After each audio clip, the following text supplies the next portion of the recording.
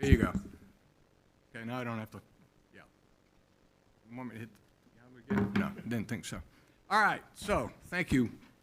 Call to order. I now call this meeting to order. Irmo Town Council on June 18th, 2024. We'd all rise for the Pledge of Allegiance.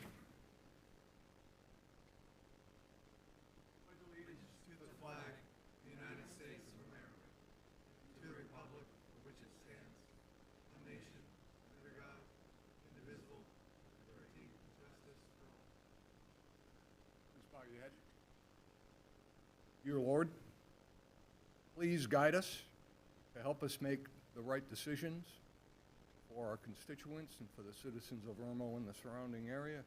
Please safeguard our first responders and all that work for the town and in the surrounding area. And we pray for the safety of all of our children as they endeavor out for summer and to enjoy the summer and being out of school. So please pray for everyone involved in the town, and it's in your name we pray. Amen. For those of you who don't know, I tended to get in a lot of trouble in the summertime. Okay. Approval of the agenda. Look for a motion. So move. Is there a second? Second. Having been appropriately motioned, all in favor, say aye. Aye. Aye. Aye. Any opposed? The ayes have it. Thank you. Reading of the minutes for May 21st, 2024. Is there a motion? So move. Is there a second? Second. Having been appropriately motioned, is there any further discussion? All in favor, say aye. Aye. Any opposed? Ayes have it. Thank you. Reading of the minutes from June 4th, 2024. Is there a motion? So move. Is there a second? Second. Having been appropriately first and second, is there any further discussion? Hearing none, all in favor, say aye. Aye. Any opposed? The ayes have it. Thank you. Report of standing. Courtney, do you have anything for us outside of the printed material? Yes, sir, Mr. Mayor. A few additions. I did receive Ms. Gail Lancaster's resignation or retirement today. She's been with us for 36 years. She started in February of 1988. We knew this day was coming. We've actually been making plans for about the past 6 months for this. So today she actually turned in her official retirement paperwork. Her last day will be the end of September, and we're hoping to bring her back after a 30-day break, part-time. She just has way too much institutional knowledge to let her go. And she said she's still got a little gas in her, so she's going to come back and continue to help us out with archiving and things like that. Also, I want to bring attention to a presentation that the police department is helping facilitate with a gentleman called Tall Cop. I don't know if you've seen some of the advertisement going around for it, but he puts on a program for the community-based educational program. We've got one scheduled for Harbison Theater on Friday, July 19th from 8 a.m. to 11 a.m. It is free. It is for adults 18 and older, and it is focused on learning about identifying high-risk youth and in order to help them and prevent substance abuse. So he puts on an educational seminar about that. So the police department's starting to push out information. But again, July 19th, Friday, from 8 to 11, and it's free. And then the last thing is we were notified today about the project on Highway 6 that's received a lot of attention, that they have changed their name to the Water Walk Project and not the Retreat at Lake Murray. So if you see some references, it is the Water Walk Project. Thank you. Thank you, Courtney. Councilman Signature, any new in-town businesses? Yes, Mr. Mayor, there are. The Face of Scoliosis, Bins and Bargains, and the Midlands Break Room. Thank you. Welcome to all those new businesses. The town keeps growing, and that's a great thing. All right, consideration of communications, item A. Let's all go down front, if we would.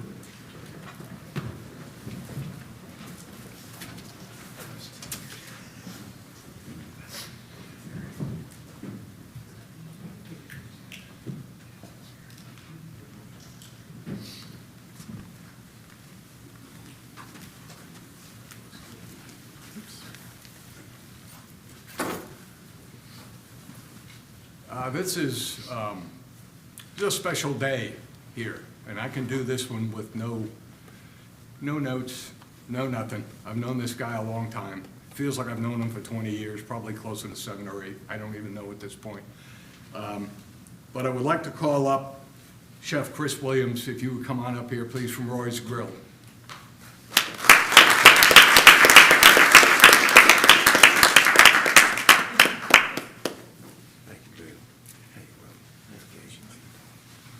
Yeah, you're the center Yeah, stage. you're in the middle. If this is presented to Roy's Grill in recognition of being the Small Business of the Month for the town of Irmo, June 2024. If you haven't had the pleasure of dining at Roy's Grill, I used to dine there in the parking lot of a gas station on a regular basis, and we're thrilled that he came to Irmo a few years back, and you're in for a treat if you haven't been there. Chef, tell us a little bit about your accomplishments, and don't be shy, please. Well, first of all, thank you guys You're welcome. for this honor. Councilmen, councilwomen, everybody in the audience. It's an honor to receive this award. I'm not from Irmo, but I was raised in Irmo. Go back to Irmo Elementary, Campus R, which is now Crossroads. Irmo Middle. Graduated from Irmo High in '02. My son just graduated from Irmo High a couple weeks ago. So, I'm Irmo through and through. You know, I was here when Dutch Fort used to share our stadium, you know? So that goes back a little while to some of the people who really, really remember Irmo. But I am, first of all, my business will be 10 years old in September. We'll celebrate our 10-year anniversary. Congratulations. Thank you. I am a South Carolina chef ambassador. I'm class of 22. What that means is, I'm one of, every year, Discover South Carolina and Department of Parks, Recs, and Tourism, they select 3 to 5 chefs to represent South Carolina for that year. And what we do is we go out, speaking engagements, cooking demonstrations around the country, and around the world. I went to London about a year or so ago to represent South Carolina. But what we do is represent South Carolina chefs, South Carolina farmers, and the governor's office at these various events. I have been awarded at the World Food Championships a few times. I'll go back in November for our 3rd time. We have a sandwich on our menu that's 2nd in the world right now. So if you haven't come to get the Carolina Korean, please do. But this is an honor, guys. It's really, really, really, really, really, really, really tough being a small business owner. It's even harder when that small business is a restaurant, and it's even amplified when you're a minority. So to be standing here before you guys, being recognized for my work, not only my work, but my staff. I want to give a shout out to my staff because I do not do it alone. Shout out to my lovely parents, James and Shirley Myers, who've motivated me, supported me, and really have given me every tool I've needed along my journey to succeed. And I just want to thank you guys because I wouldn't be here without you. And just, it's an honor, man. It's an honor. I appreciate everybody who had a part of this, everybody who's ever been to my restaurant, everybody who's ever shared a post, and everybody who will be coming in the future. I really appreciate you guys. This is an honor, and I don't take it lightly, and I represent us well everywhere we go. So just know that I'm always thinking about home. I'm always thinking about Irmo and South Carolina. And thank you guys. This means so much to me.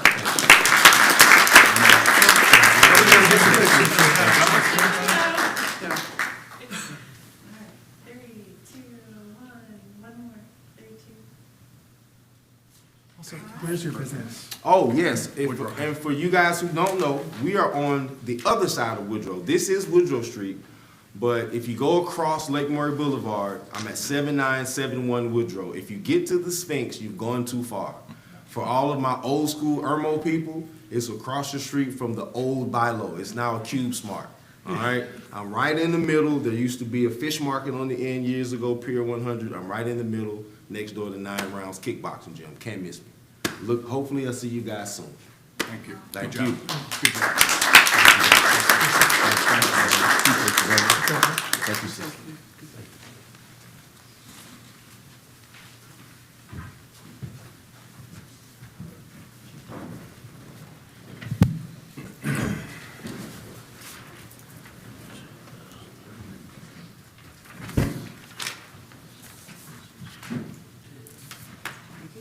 Okay, next up on the agenda is an update from Richland County on the Broad River Road widening. Seems to be a lot of questions and where we're at, timeline, details, and basically the update for where we are. So if you could step forward and tell us your name and your job title. Yeah, good evening. Ted Thomas, I'm the project manager for the Penny program, Richland Penny program. Ted Thomas is my name. I'd like to point out Mike Maloney, who's the director. He's here today if you have any director-related questions. I'll make it quick and tell you what's happened since the last time I was in here. Thanks for having me. Overview of the project, North Royal Tower, all the way up to where Dutch Fork and US 76 split. The current design, which will stay the current design, is 5 lanes with a center turn lane. We're at 90% plans right now. And we are purchasing right away. We have 140 tracks, 27 of which have been purchased so far. 15 are pending. We have what we feel are going to be 3 condemnations. These condemnations range from heirs properties where we can't find owners. We have one where the actual owner has requested a condemnation because we've been a pretty sizable disparity in what we feel it's worth and what they feel it's worth. Then we have other disparity, valuation disparities that probably we won't reach an agreement on. So condemnation is not necessarily a bad thing. You know, in some cases, the owner can benefit from that. So our city water easements are complete. We've gotten city approval on their water easements. Also, the Richland utilities easements, they're approved. They're being written right now. Our right-of-way agents are once these are complete, they're going to approach the property owners. The property owners have already been advised of what the easement picture is on their respective track, so it's not new information. But we'll have those conversations about what we feel it's worth, what we'll pay, et cetera. So that's coming. That's happening actually right now.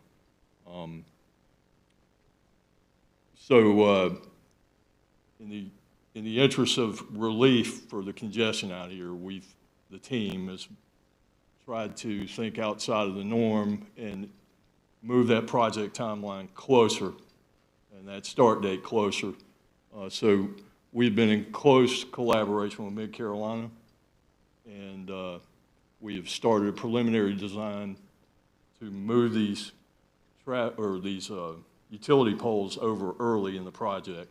Now, that area where we intend to start, we refer to as Circuit 1, and the boundaries of that circuit are North Royal Tower to Woodrow. That's Circuit 1, so we intend to move those poles early to facilitate a subsequent road project right behind it. As I detailed to you earlier, the logic being we move the poles over, we start the roadway, that could conceivably be phase 1 of the project, move north to the next circuit, move those poles. While the roadway is being finished in the south, the poles are moved in the north. Phase 2 can begin with subsequent paving, roadway construction. So those types of organizational schemes, if you want to call them that, make projects happen quicker. So that's our preliminary plan. We have to gather some data, some spatial data, some geographic data to finalize that pole design. So with that, we intend to use some technology, some LiDAR, some drones flying over there probably in the next few weeks. And with that data, we can finalize that pole design. We're also engineering extra capacity in those poles for upgrades, more telecom service providers. So there'll be extra room on those poles for more folks to come in later. So we're engineering some extra capacity. Also, in the interest of aesthetics, we intend to, as long as both Dominion and Mid-Carolina can agree, we will unify them on one set of poles, whereas now the current condition, they're on separate poles. So it would conceivably look better and have a more modern look with those guys all on the same poles. So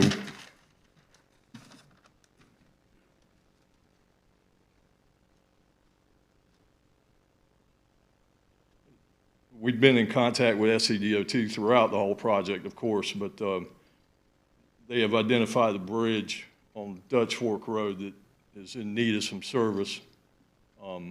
Not necessarily a total rehab, but there are some deficiencies that need to be corrected. Nothing that is in danger of life or limb and anything, but it's typical bridge maintenance. So they are going to need some positive control of the detour route.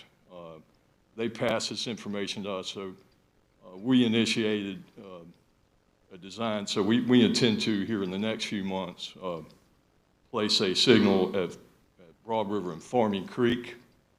And so that's going to initially be a temporary signal, but we're going to approach it in a modular fashion. What permanent parts of that signal we're going to install, what are part of our current design, and then whatever temporary aspects of that signal we're going to install and give it to local control of DOT for that bridge work. And then when we start building the project, it'll go to local control of the contractor to help them with some of the traffic control during construction. We'll look for that in about 3 months, maybe 4. That's the timeline, hopefully. And the immediate effects of that is it'll signalize that intersection and perhaps provide some relief to the folks there. We'll continue to coordinate with new business development in the area. Some of the new businesses we're in close contact with, and I mentioned them the last time I was here, Biscuitville. We've got a few issues with right-of-way acquisition and Lowe's Foods, who's came in, but we are in the process of solving that. It looks like it's going to be a pretty seamless solution. There's a couple other businesses I can't really mention right now, but there's more to come. And then the last outstanding issue we have is the 54-inch water main and the 36-inch water main. I mean, we've made our position pretty clear in the past that we don't want to move those things. They're in great condition. We feel it's a high risk to bypass and tap that operation. I've been gathering a lot of empirical data and have built a quantitative risk analysis with mathematical proof that, you know, we don't need to be doing this.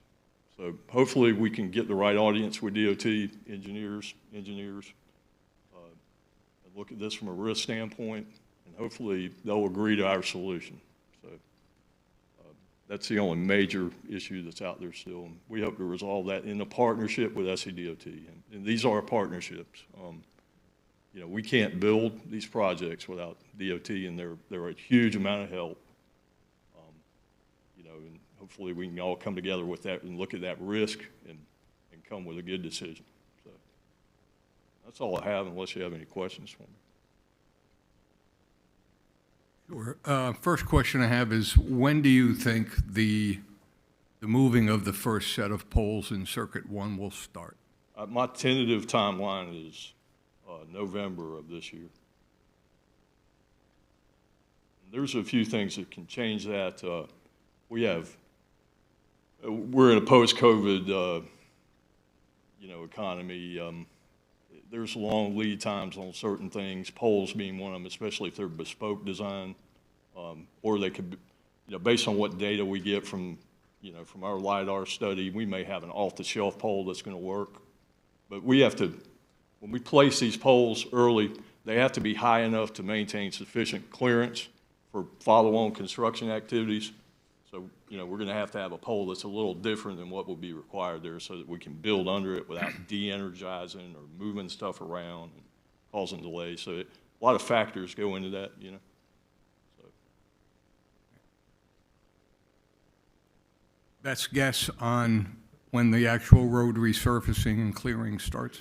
If we're phased and we move those utilities early, my planned timeline is middle 2025 to start what we would call phase one, which would be follow-on road construction. It's ambitious, but that's what I'm shooting for.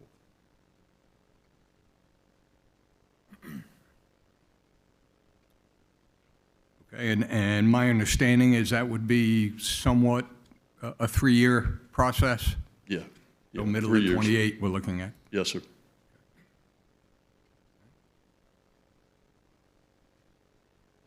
But we'll always shoot for sooner, right? Stan? Questions? Questions? Okay, go ahead. How does this affect, or will there ever be a temporary light even at Royal Tower in Broad River while this is going on?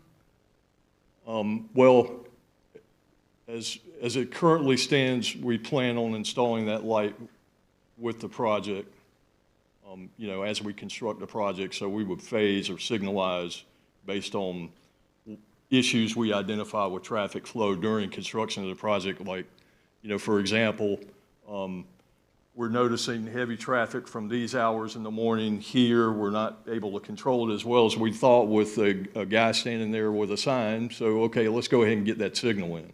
Mm-hmm. I won't discount the possibility of a temp signal there, but as it stands, current planning, no. We plan on installing those signals as they're identified and as construction progresses. Okay, so are we looking at the front end of the 3 years or the back end? Well, if the phasing scheme that I laid out here, it would be on the front end. Okay.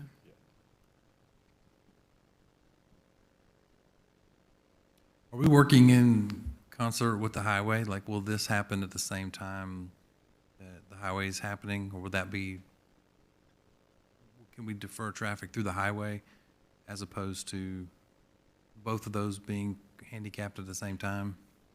So I understand your question.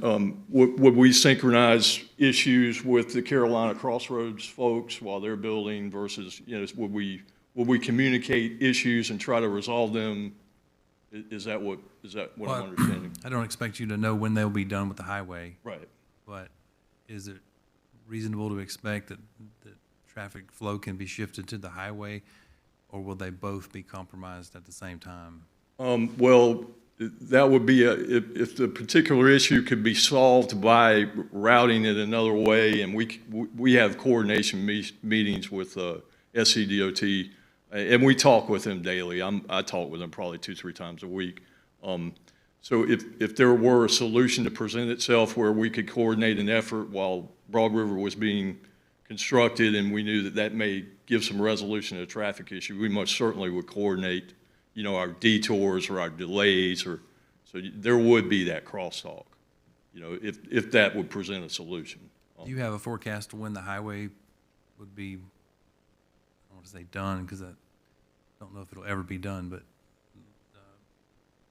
primarily passable? I don't know I can't really speak to that project timeline. Right. Yeah, I I can't can really help say. you with that. It'll be done by spring of 2025. 2025? Yeah, they've got milestones that they're going to hit predominantly, will be completed by the end of this year. and then a few things still to be worked on at the peak exit, but we're less than a year from that being complete. Yeah, from what I've seen, they're performing pretty well on that They are. thing. which They're is- moving pretty yeah, good. yeah. So I would expect that 26 to be wide open prior to you guys actually moving dirt. I would hope so, but again, if we have to coordinate efforts with SCDOT or any other project that influences what's going on with what we're building, we're gonna do that. And we'll take public suggestions too. I mean, if we miss something, we've got website, we've got means of communicating these issues to us where we can follow up and resolve them, so, Thank you. yeah, you're welcome. This may be a little bit off base, but I was wondering if during the planning process, when you were considering moving the utility poles, was there any consideration of actually burying those lines underground and eliminating the poles completely? Yes, ma'am, there was, and we did a feasibility study, not necessarily a full blast study, but we looked at going underground with all the power, and it's just not feasible. The cost would be, it's extremely cost prohibitive, and the right-of-way and the easements and the utilities that would be in the way, it's not a feasible option. Yes. Just for clarification, up towards Dutch Fork Road at that split there, and I apologize that this might be obvious information, is the widening ending at that signal at the Chick-fil-A where the road splits, or is it widening to a little, I mean, I understand it's just a highlight, right? Yes. But it looks like it goes a little bit beyond that signal, is that right? It does. It's less than 1/10 of a mile on both sides. So, and then the taper will begin back to the original lane condition. And that's merging from however many lanes to the current number of It lanes? would transition, if I don't have the design in front Sure. of me, it's changed a few times, but it would transition from 3 to 2. And we're still looking at those distances based on the buildings there. So the distances, the transition distances, those lane distances will change. DOT's got to give us, what they want. Anything else? Any other questions? Dave, Thank you. appreciate the update. Thank you. Thank you. You're welcome. Have a good evening, Yep. everybody. Thanks for coming out. Mike, thank you. You're for welcome. coming. Okay, next up, Dr. Waldman, Community Connections. Thank you. Yeah, we've got a lot of things going on. The first I wanted to bring to your attention is the Juneteenth celebration tomorrow night, June 19th, from 6 to 9 p.m. in the Community Park of Irmo. There will be food trucks, vendors, music, displays, and there will also be a food drive at 4 o'clock or 4 to 6 p.m. at the Macedonia Baptist Church, which is right there at the corner of Church Street and Lake Murray Boulevard. There's an opportunity to get free microchipping for your pet if you live in Richland. If you live in Richland County, you can get free microchipping done at 127 Humane Lane on June 26th. This is from 9 a.m. to noon. So you can get your dog microchipped for free, and it's very helpful if your dog ever gets away. Lake Murray Country is holding their annual 4th of July celebration on June 29th. There will be fireworks at 9:30 p.m., essentially at dark. They'll be shot off from Spence and Dreer Islands, and you can tune to 93.1 The Lake to hear synchronized patriotic music that goes along with the fireworks display. The Town of Irmo Events Committee is hosting a family and veteran-friendly laser light show at the Community Park of Irmo on July 4th from 7 to 10 p.m. The fireworks will begin around 9:30 p.m. after dark. There will be hot dogs, free hot dogs provided by Sonic Drive-In of Ballantyne and Harbison. There'll also be Kona Ice available for purchase. So bring your lawn chair and your blankets and hang out in the park and watch the laser show. Just laser, no fireworks. Did I? Excuse me. I'm just looking at the picture, I guess. Sorry about that. Yes, just a laser show, no fireworks. On August 6th, from 5:30 to 7:30 p.m. in the Community Park of Irmo, we'll have National Night Out. This is a project of the Irmo Police Department Community Foundation to enhance the relationship between neighbors and law enforcement. There'll be free food, music, vendors, games, prizes, and more. The Irmo Police Department Community Foundation is also looking for partners to help fund this event. So if you have any interest in being a sponsor or a partner in this, please contact the irmopdcommunityfoundation.org and find out more information about this.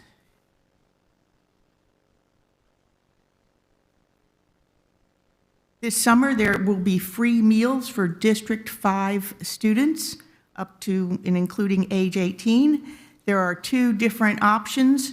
You can go to Dutch Fork High School, Chapin High School, and Irmo High School from 11 to 12:30, Monday through Thursday, to eat a free meal.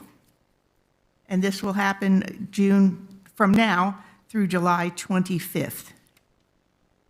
You can also just pick up a meal at Spring Hill High School from 11 to 12:30. These pickups are on Monday and Thursdays, and for the week of July 4th, it will be on Monday and Wednesday.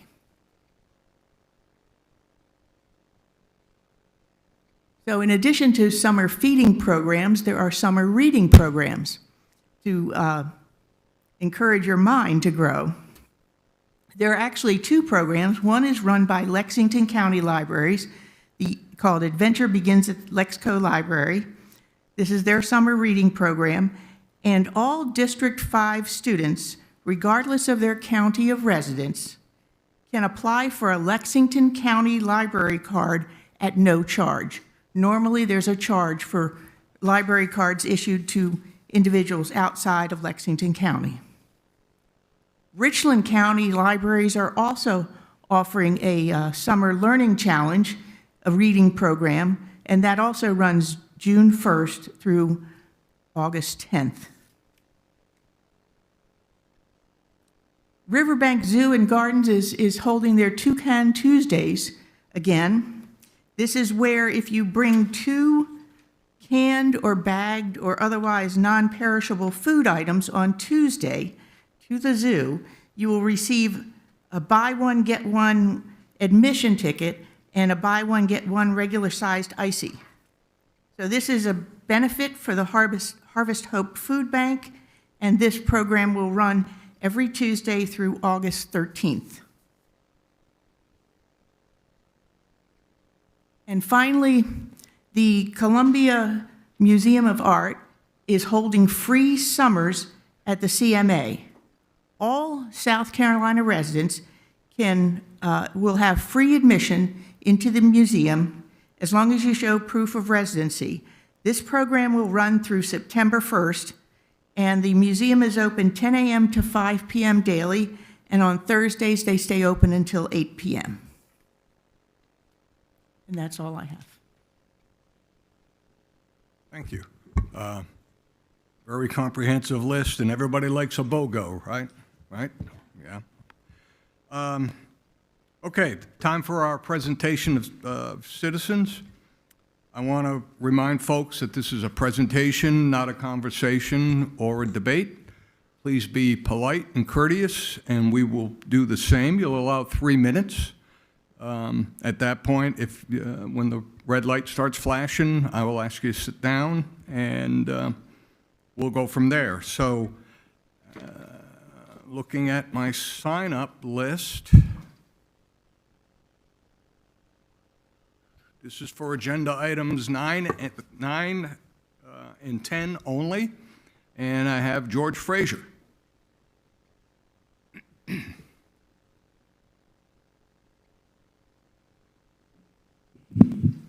Good evening.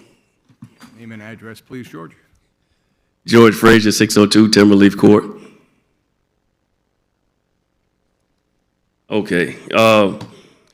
Agenda item, see y'all going, number 9, you're gonna do the second reading for the ordinance 24-08.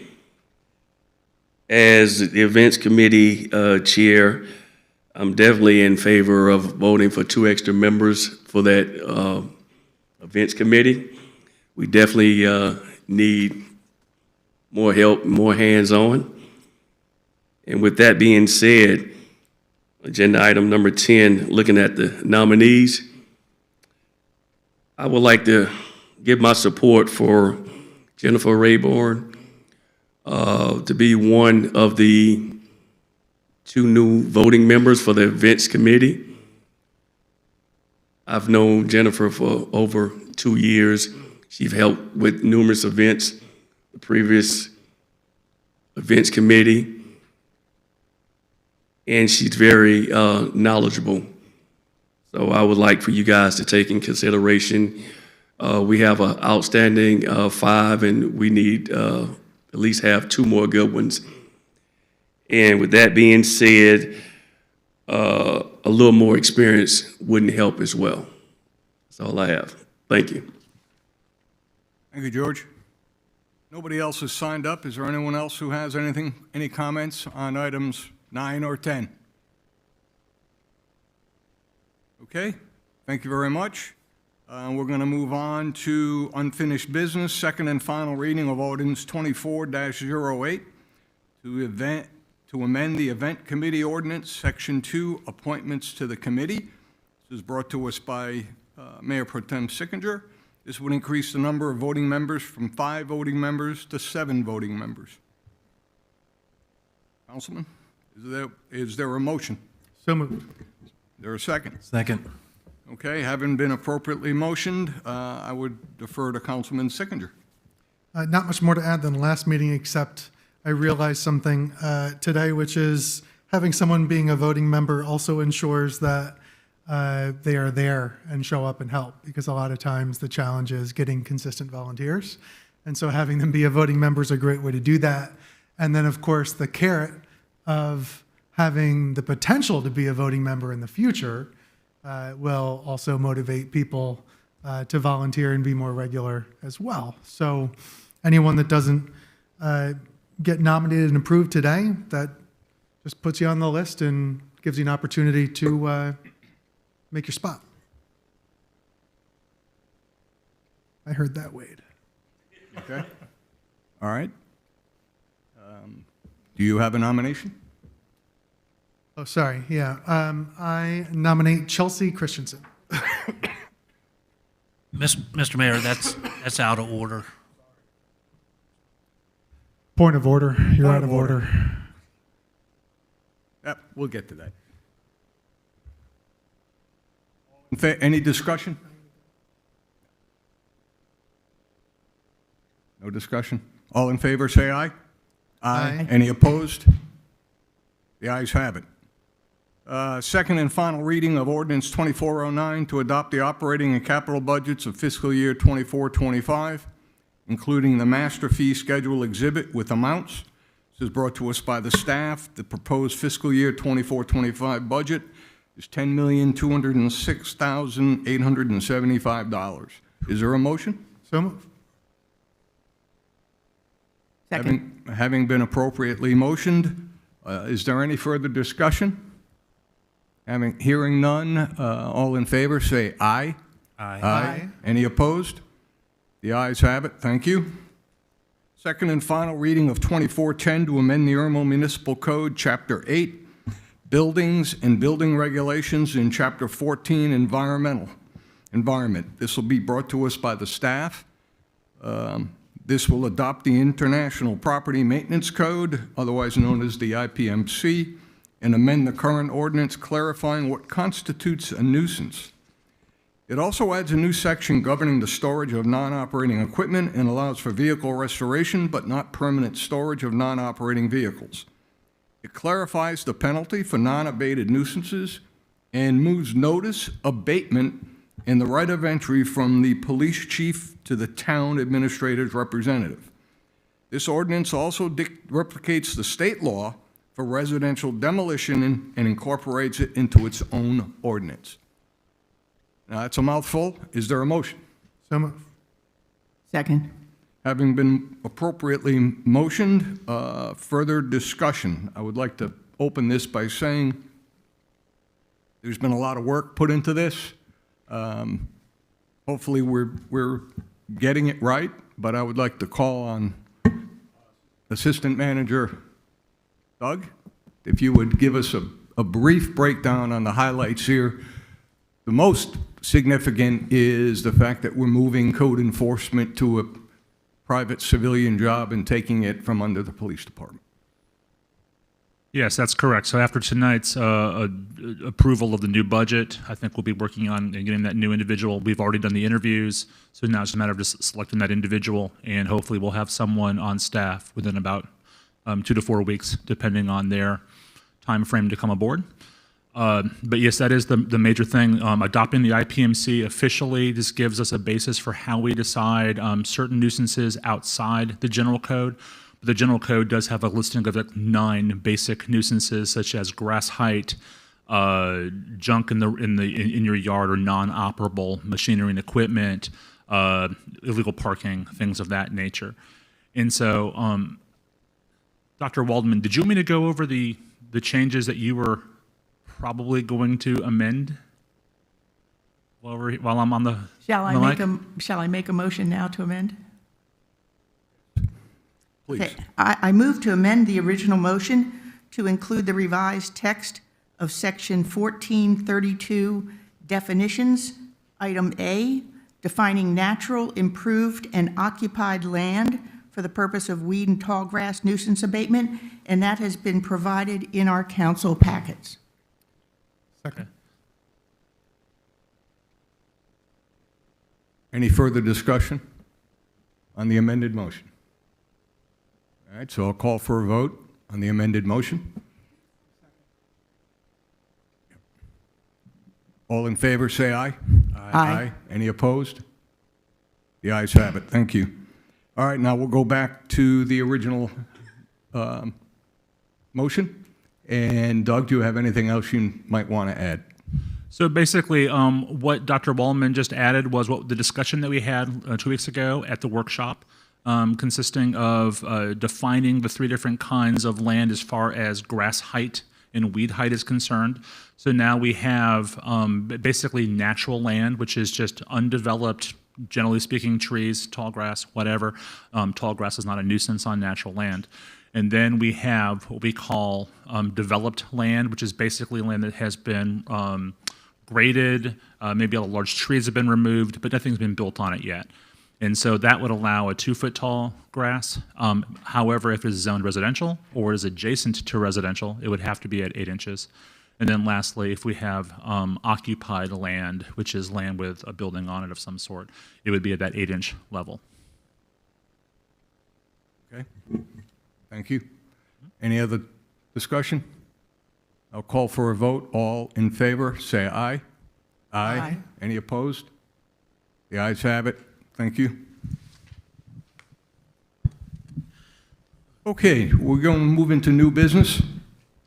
And this is an approval to contract.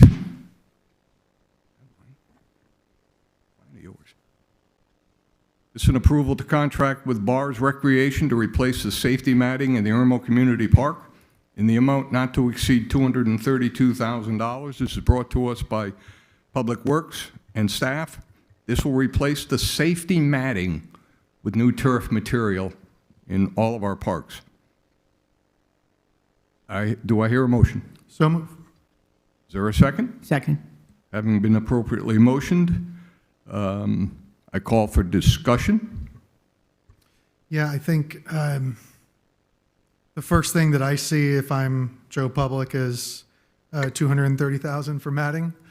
And the reality is that the previous matting lasted us a really long time, and we held out as long as we could. But the last thing you want to do, in my opinion, is cheap out or try to get an extra 6 months out of matting and then have a kid get hurt.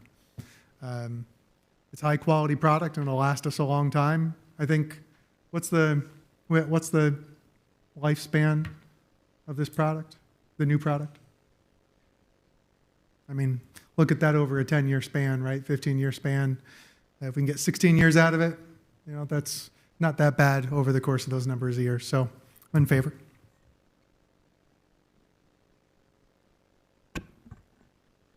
Yeah, this is, I think we're all taken aback at the cost of this thing originally when we first saw this. But having done some research, I can say that this is pretty standard for this type of material. And everybody's might think we're spending too much money until it's their child or grandchild that falls off the monkey bars and lands on their head in our park. So we're well beyond time to get this done. So any other discussion items? I just would like to comment, as you can see in the picture on the screen, that some areas of the current surface are in desperate need of repair. And also, just to point out that this pricing is based on state contract pricing, so there's also a discount included in here, so that we're basically getting the best price we can, I think, for this work. Whit, very briefly, time frame for install after tonight's approval? By Christmas, okay. All right, never soon enough. But we know you'll do the best you can to speed that up. Any other comments? All right, with that, since it's an approval and it's new business, I'm going to ask Renee to call the roll. Mr. Penfield, Yes. Ms. Coleman, Yes. Dr. Waldman, Yes. and Mr. Sickinger, Yes. and Mayor Danielson. Yes. All right, thank you very much. Item B, approval of body armor assistance grant from the South Carolina Department of Public Safety in amount of $18,829. This is brought to us by the Police Department, Chief Dale. This is a 100% grant to purchase 15 new body armor police vests. Is there a motion? So move. Is there a second? Second. Having been appropriately motioned, I'll call for discussion, and I would open it by okay, go ahead. Councilman? Yeah. Comment? I think there's few on council who would turn down a 100% grant, especially to keep our police safe. I'm in favor. Chief, any details you can share with us on this grant? Well, other than it being 100%, everything that comes on the vest as well is included. A lot of times people forget about that. We have radio holders, taser holders, and so that's going to be included as well. Looks a lot more uniform, a lot cleaner, and the guys love it too. So every 5 years these expire, quote unquote. So we're at the point where we're in need, just as far as the shelf life goes, and certain officers are coming up to their expiration. So thankfully, the Department of Public Safety got this award for us. Any other discussion? All right, I'll have Renee call the roll. Mr. Penfield, Yes. Ms. Coleman, Yes. Dr. Waldman, Yes. Mr. Sickinger, Yes. and Mayor Danielson. Yes. Thank you. Now we're at the appointments of 2 committee members to the newly established Events Committee. Applications have been received from Chelsea Christensen, Jennifer Rayburn, Lee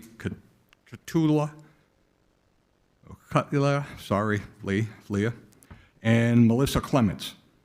I'll entertain the nomination. Yeah. Mr. Mayor, I'd like to try again. Nominate Chelsea Christensen. Is there a second to the nomination? Second. Okay, having any further discussion? Having been first and seconded, all in favor, say aye. Aye. Any opposed? Okay, the ayes have it. Thank you. Congratulations, Chelsea. Councilwoman? Nomination? I'd like to nominate Melissa Clements. She has a background in event planning and hosting, and I think she would be a good complementary addition to the events committee. Is there a second to the nomination? I'll second. Any further discussion? All in favor, say aye. Aye. Any opposed? I oppose because Jennifer is would be my nomination. I think she's proven that she can put on an event. She can put on a large event, and to my knowledge, there's not been any real issues with those events. And I support the transition of experience into this newly formed committee. And We appreciate that. Chelsea has been nominated and accepted, and Melissa has been nominated and accepted by a 4-to-1 vote. If you record that, please. Congratulations, Melissa. Moving on. Presentation of citizens for anything open, and I have nobody signed up. Is there anyone who would like to make a presentation to the citizens? Hearing none, seeing none, we'll move on. General discussion. Don't know that we have any, or do we? Just to say it from the dais up here, on the dais, the speed hump temporaries were put in on Chadford Road, and now this is the first council meeting since then. And I know I went over them a little bit too fast the first couple times. So I am hoping, I haven't had a chance to speak with any of the residents, but I'm hoping that it's had some real impact with the folks that live on Chadford. I wanted to make a comment about the matting. I just wanted to thank staff for their work. I just want to thank staff for their work on the matting for the park. I would go as far as to say gracias. Anyone? No? Show myself out. Okay. All right. Any other discussion items? Okay, with that, I'll take a motion to go into executive session. Town council may act on items may act on items discussed in the executive session after returning from the executive session. We're going in for a personnel matter, town administrator's annual review. I'll take a motion. So move. Is there a second? Second. All in favor, say aye. Aye. We'll be back.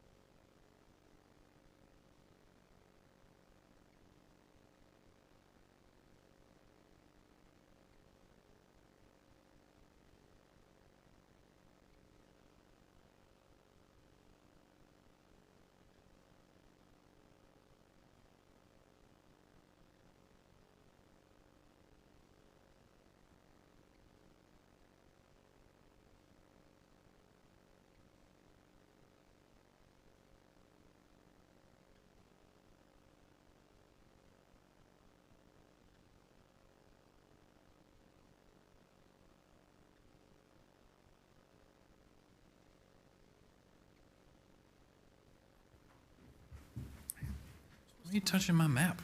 Why is your mic on?